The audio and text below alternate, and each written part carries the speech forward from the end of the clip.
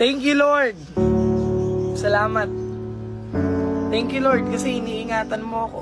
Salamat, Panginoon, kasi yung magulang ko hindi mo hinahayaan na magkasakit. Panginoon, salamat kasi yung blessing lagi mong binibigay sa pamilya ko. Salamat, Lord, kasi kahit mahirap, pinaparamdam mo sa akin na kaya ko.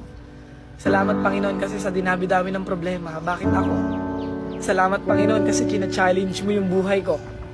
Alam niyo po, ikaw na nanonood, minsan magpasalamat ka sa Panginoon. Maganda man o pangit yung nangyayari sa buhay mo, matuto kang magpasalamat sa Panginoon. Dahil siya lang naman yung dahilan kung bakit ka matibay, kung bakit ka lumalaban, kung bakit may nakakaharap kang mga problema. China-challenge ka ng Panginoon dahil alam niyang kaya mo. Alam niyang mapagtatagumpayan mo. Kaya thank you, Lord.